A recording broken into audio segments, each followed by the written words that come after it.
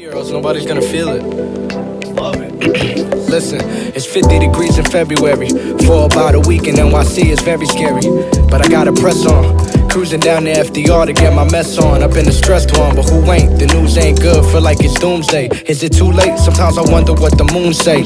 While he looks upon me, knowing as I gaze upon him. The truth is, I feel like everybody's made up of sin. Difference is, the good people know to keep it within. Okay, so when I let a little leak out, trying not to freak out, I don't give a fuck what anybody try and speak out, cause I never bow down.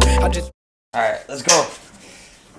What's going on, guys? Alright, welcome to a new episode of Crosstown Conflict for our very first episode together. And we're doing it in front of a live studio audience of two people. One of them sleeping, just like the rest of you at home. As always, I'm here with Justin Macias. What's going on, guys? Another week. Another week, and guess what? Baseball's finally back. Love to see it. Love to see it. Well, baseball's back for everyone except two teams in the MLB, but we'll get on to that. But just the Yankees opened up. How do they do? You know what? The opening day, you got all the excitement. Garrett Cole's on the mound. And didn't go as what you kind of expected it to go. Game sucked. You know, Garrett Cole comes out. He doesn't have his best stuff.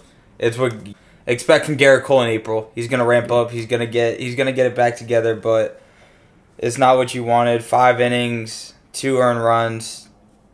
You'd hope he goes better. You'd hope he kept the lead at 2-1. He didn't do it. Bullpen came through though. They came through and they really did their thing. Man, you like to see that from Garrett Cole. That's not what you want to see opening day. Everyone wants to see their guy go out there, throw 9 perfect innings. Yeah. Start the season off clean slate. Everything can go your way, but your $300 million guy gives up 2 runs. But that's a good day for any pitcher in the league. Mm-hmm. Yeah, on average, that's what you would want from any pitcher. But when you're paying a guy a certain amount, you know, expectations are higher. But you live with it. It's opening day, so. You're lucky. Everyone else in the I did not get to have an opening day yet. The New York Mets and the Washington Nationals entire weekend was postponed because the Washington Nationals are cowards. They didn't want to see Jacob deGrom opening day. They didn't want to get embarrassed. And I'm going to go out on a limb and say they fabricated positive COVID-19 results. Wow. Just so they didn't have to start 0-1 this year. That's a hot take. That's a hot take right there.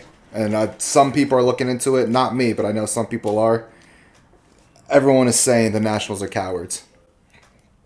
I can see it. You know, when you're facing Jacob deGrom opening day, that 7 p.m. slot, you know, it's kind of scary. Yeah. It's kind of scary. I wouldn't want to do it. It's kind of, you know, I wouldn't want to face it. All right. But since they didn't get to play, the Mets are still undefeated. How did the Yankees lose in their opener? This one hurt. You know, you go 2-2. Pitchers are doing good, but our hitting just couldn't get it done. When you have the top 4 in your lineup go, where'd they go? They went 1 for 18. 1 for 18 with 8 strikeouts. That's not gonna get it done. No. With DJ, Judge, Hicks is a 3-hole. It's killing me. Every week it's killing me. Guy he can't produce. He had another 3 strikeouts today. But it's, you know, when your offense isn't doing it, and then you have that stupid extra inning rule, which kills you. You know, you had the opportunities in the 9th. Judge grounds out into the double play. DJ can't get the hit. He grounds out. Tauchman gets thrown out at home. Stupid move by Tauchman going home. But what really did it was the extra inning rule. I hate that rule. I think after, you know, at least give me 12. At least give me 12 innings of just regular season baseball. And then if you want to, in the 12, put the guy at second. I get it, because then you don't want to overkill your pitching. You don't want to go deep into your bullpen, and then all of a sudden you have guys going into the 16th inning trying to go home run or bust. Like, it's not what you want. But at the same time, it's like I don't want my game ending in the 10th inning when we were just on the cusp of scoring, and now it's like now the next inning up they get to start with a guy on second.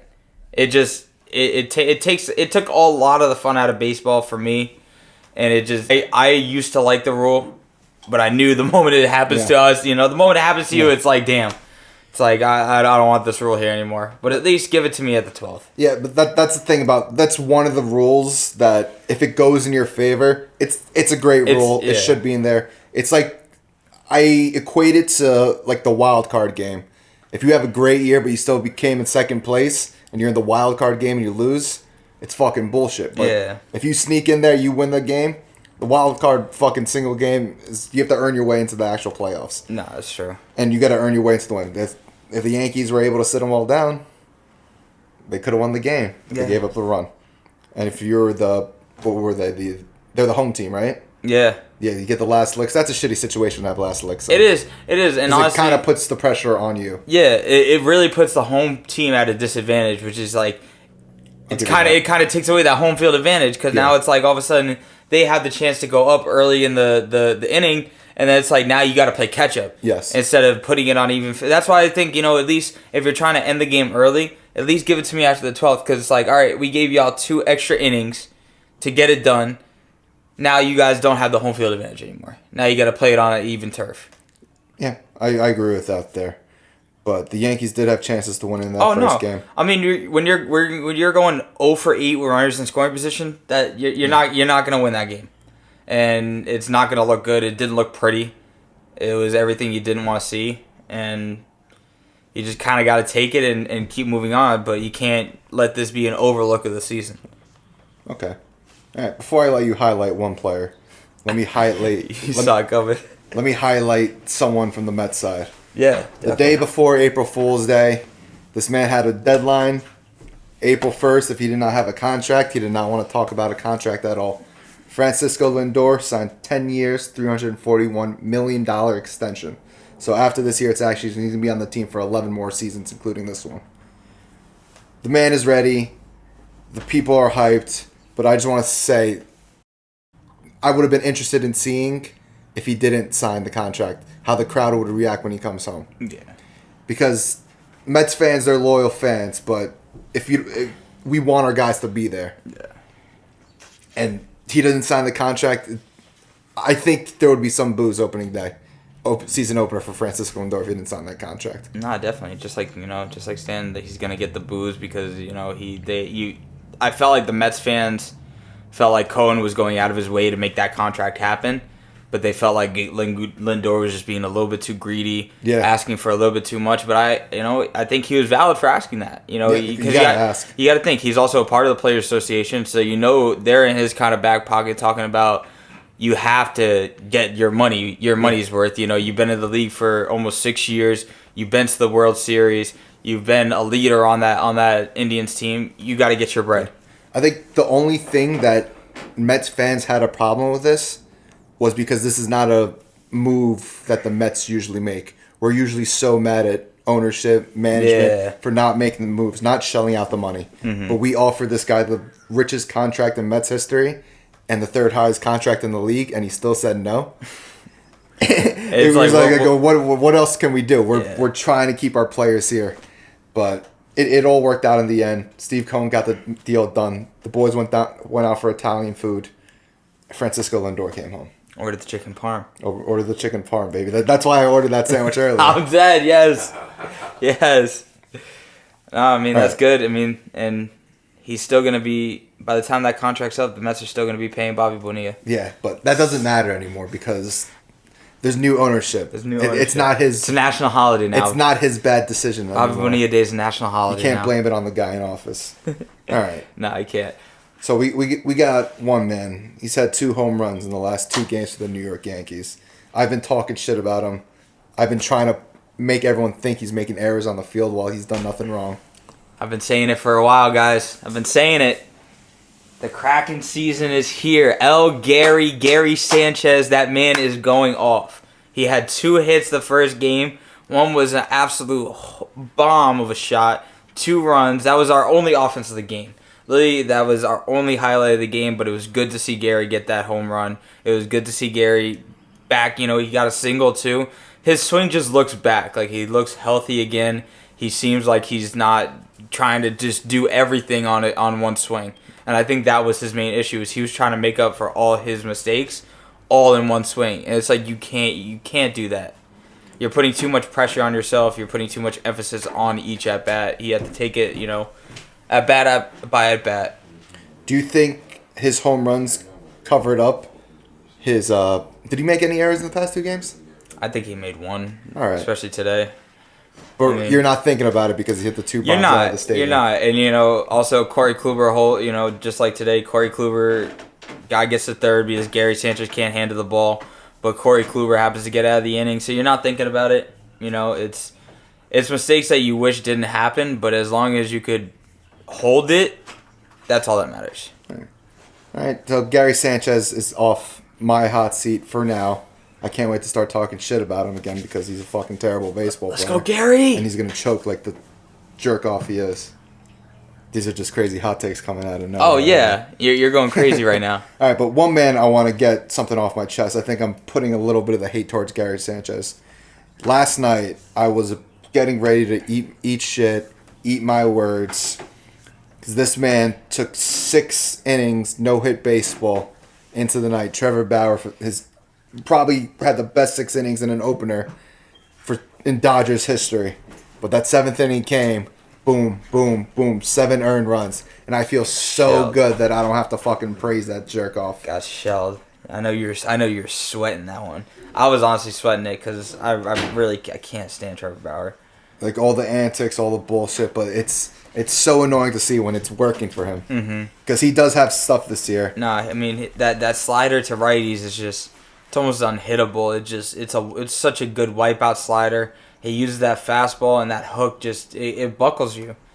But when he doesn't have it on, he can get rocked. Yeah. And that's why I really think he's going to be a big innings eater, but at the same time he's just the ERA, it's never going to be there. He's going to be in the high 3s, 4s, low 4s, but that's not what you want. I think a low 3 is a good year for him. Yeah. What he did last year was in 12 games. Yeah. It was impressive. He was fucking playing lights out baseball. But I mean, also look who he's facing. Yeah. The NL and AL Central, those lineups. It wasn't like you were facing the heavy stack lineups that you see in the Padres, Dodgers, and Yankees. Yeah, all 4 of those teams in his division made the playoffs, but all 4 of them got knocked out in the first round. Yep. So the competition wasn't there.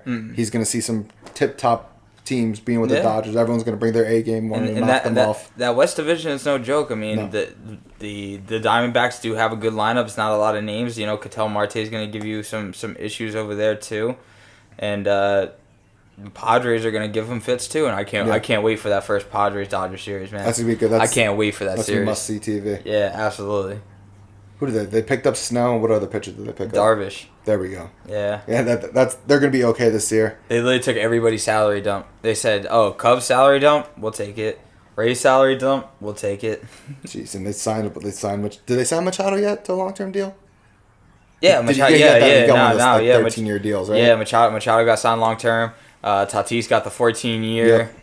But that's also tying in Tatis with Lindor. That's also why I feel like Lindor wanted more money too, because Tatis hadn't done as much as Lindor has throughout his tenure. We really don't know where that career is going to go either. Exactly. He hasn't played a full season. He can get injured tomorrow, and then all of a sudden that whole career changes. I hope not, but I mean, he's got that security blanket on him. Mm-hmm. All right, another man actually just brought it up. Another pitcher who got paid a couple years ago because of a Mets mistake. Our good buddy John Hooker brought it up. Zach Wheeler, 10 Ks, no runs, 2 hits allowed. No, he got 2 hits. 1 hit allowed. He got 2 hits himself. The man should have been re-signed by the Mets. Brody Van Wagenen, as I've mentioned, the worst GM in history. Let him go. Talk shit along the way. The man had his best year last year, and he looks like he's going to repeat it this year for the Phillies, who another team in the NL East are going to be a fucking problem. Yeah, I mean, that Phillies rotation looks good with him and Nola. Yep. It's going to be an issue, and I've said it from the jump. The Mets have a serious problem out there in the NL East. You have the Braves, who are stacked. Yes. Charlie Morton just went out and dealed today. Mike Soroka's coming back from injury. Max Fried picked up right where he left off. And that Phillies team is no joke. I mean, Bryce Harper, you got JT Realmuto still. He's coming back. Didi Gregorius can do it.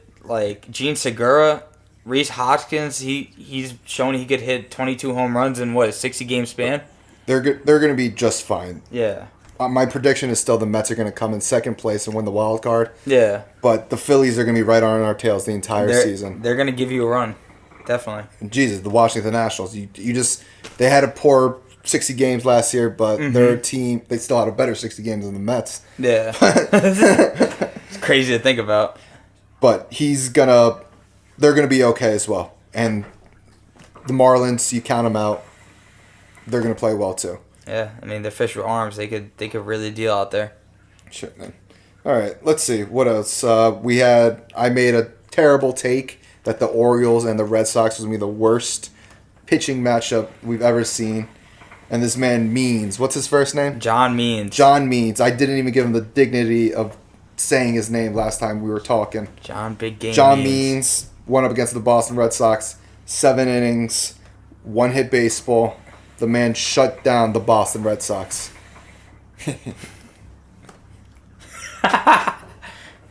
Sleeping like the Red Sox fans. Trash. If we had a fucking high quality production, we would zoom in over here. Show you right.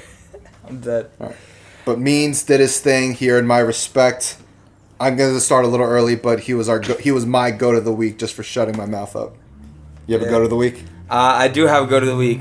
We're going to flip it out to college baseball, guys. I love college baseball. There are a lot of good guys out there that you get to see come up to the majors. And one guy to really look out for, Jack Leiter. This guy is nice. He's going to be the number 1 overall draft pick this year. He had 20 and 2/3 of hitless innings. Like that's not something that you could easily do. Having, I think, 22 strikeouts over that span. He had 9 strikeouts through the first 3 innings he had today. This kid is dominant. His presence on the mound is impeccable. Him scary. You match him with Kumar Rocker. It seems like every time Pitching Ninja posts a video, it's another guy from Vanderbilt just dealing cheese. Yeah, Vanderbilt just pushes guys out that just throw hard and just can have wipeout stuff. I think they're the equivalent to Alabama football. Yeah, baseball. absolutely. Them and TCU. TCU is always pushing out just great guys. All right, did I already do a go to week? Did I give it to I gave it to Means, right? Yeah, you gave it to Means. Bullshit. Scratch that. Wow. My actual goat of the week, a real life goat. That was a fake Albert goat. Pujols, maybe signing the greatest 10-year deal after the age of 31 ever. The man went deep again. He's going to hit another 25 home runs, and he's going to close in on 700. Maybe he comes back the following year. Who knows? Albert Pujols, an actual GOAT, the original machine. Goat of the week, the real GOAT. Fuck Means. You made me look like an asshole on my own show. Means really did spell you crazy. Bro, that was the worst take I ever had. I don't know about the best 10-year contract after 31. No. Like, not performance-wise. Just on a personal just level. you can get it out of it. Man, He did finesse that contract. And I don't know why the Angels gave him that money. Bro, it was Albert Pujols, and they had nothing going for them. That's also true. Trout came up the same year they traded for him. That was his first big year, but I don't even think they made the playoffs that year. No. That's a shame. Mike Trout, best baseball player, never seen the playoffs. He's seen 3 games. 3 games? And you know who he lost to? Yankees? No. Kansas City Royals. Shit. Was that 2014? Or is that... I think, yeah. 2014 when they didn't lose one single playoff game until the World Series. That's incredible. All right. Talking of fucking trash, who's your trash of the week? Trash of the week is Rob Manfred. Rob Manfred. Rob Manfred, you are a bum. You're the worst commissioner that has ever been a part of the Major League Baseball Association. Just you are just god awful in all sense of the words. You are everything terrible for the sport. You don't want to see the sport grow. You don't market your players. You try to pander to a crowd that doesn't even care about baseball, while also taking value away from the people that do care day in and day out, that actually want to watch your sport, and that take our time out to care about baseball, and that put our time and effort in. You don't even care about us. You're trying to pander to other people that don't watch the sport, and it's just you called our trophy a piece of tin. Yeah, you're that was trash. a big move. You're trash. You're trash, and I'm gonna pile on trash. Bring back Bud Selig. That's how big of shit you are. How do you not keep the DH in the National League? Thank you. This game is surviving on dingers through fucking TikTok. You allow more people to get at bats. No one wants to see pitchers bat. It's the only thing the Mets can do positive with their pitchers consistently. Those men hit. But I would rather have Pete Alonso play DH than Dominic Smith at first base every single day. You're trying to see the Mets suffer. Should have gave us the DH. But you keep all the shit rules in, except things that were exciting. Rob Manfred, you're fucking trash. All right, he might be my trash of the week too. I had something that was about basketball, but I'm glad I could pull you into that. Yeah. Because he doesn't do anything good for the sport. No. Ever since he's came in, it's been labor disputes, guys fighting over contracts, guys fighting over money they deserve, and it's just you're not promoting your best guy in Mike Trout. There's no promotion of anything. No. And even like you bring in somebody like Ken Griffey, and it's like, oh yeah, that's great for you, but you're still not doing anything to help spread the game. It stinks. It's really true what they say on every show. The best player in baseball could probably walk down inside the mall of their hometown, and people won't know him without the ball cap on. Francisco Lindor could walk down Times Square. No, I would just be like, that's any guy. Yeah, he could have the blue hair and everything. He could be anyone in New York City. Still won't even notice him. That's sick, man. Rob Manfred, you need to show off dingers. You need to let steroids in the game. People want to see fucking bombs. Like Cuomo said, we need more needles. Need them. We need more needles. Want more needles. All right, what else happened this week? Let's go a little rogue. Okay, I got a good one here. The Seattle Mariners, with one of the most wildest comebacks, down 6 runs. Oh, what inning was it, Hookah? Bottom of the 8th. Bottom of the 8th. Down 6 runs at the bottom of the 8th. Come back and win the game against the San Francisco Giants. San Francisco Giants, you are also trash. Sorry, we don't make the rules. Please don't let Chris Flexen beat you guys tonight. He's the Doosan Bear legend, Chris Flexen. All right. Saw some fun things. So what else happened in baseball this week? In these past 2 days, other than the Mets not playing. Judge had a bad game. All right, you know what? I'm going to transfer my hate from Gary Sanchez. I'm now rooting for Gary Sanchez to be good this year. But Judge is on my hot seat to replace Gary Sanchez. The man is overrated. The man has only one good season. Very makeable play opening day in the outfield to allow that man on second to score. If he put a little more pep in his step, he could have caught that because he's the best right fielder in baseball. That's all I'm saying. According to some of the people on this couch, he's the best right fielder in baseball. And he's lucky that Michael Conforto didn't play this week. Michael Conforto had less misplays in the outfield. He struck out less than him this week. And I think Michael Conforto is the right fielder of the week without even playing a game. Okay, let's talk about this. Judge at least had 3 hits. He had 2 hits today, 2 for 5. One was a missile. Okay. Played some solid defense. Held Vladdy to staying at third today with his arm. That was a hard play he had to make. Going over your shoulder is one of the hardest play to make. Sun's in your eyes, and he misplayed the ball. It happens. It's one game. It does happen usually to the best player. This guy knows what I'm talking about. Ha ha ha. Aaron Judge on the hot seat for the Mets side because he's overrated. Okay. You can say he's overrated. Michael Conforto still hasn't been MVP or MVP nominated. It's been top 5. He had a 5. He had a 3. He had a 3. That was our vice president of parlays and hookah with the tip from the outside. Hookah, you have any topics you want us to cover? How about the old guys getting it done for the San Francisco Giants? Buster Posey and Evan Longoria. That's true. Both with 2 home runs throughout the first 2 games of the season. How about that? Hookah, throwing a thumbs up. I don't think anyone saw you. You're a shadow. Yeah, there we go. John Hookah. Buster Posey, he was part of those 3 championship teams. Yeah. Was Evan Longoria on that last one? No. He came later when they were trying to build with McCutchen and everybody. That was a contract that never worked out for them. Evan Longoria had 1 year with the Rays where he just fucking absolutely fucking raked. I think it was May 5th one time, and he had 40 RBIs already.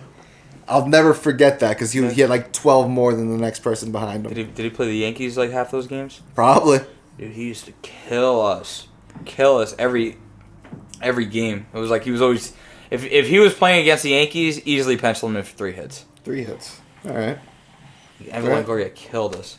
Evan Longoria, Buster Posey, old guys getting the shout out from John Hookah. And what else? Let's see. I'm gonna make a prediction. The Mets are opening up Monday night against the Philadelphia Phillies. They're playing a man. I'm gonna give means of respect, say his name.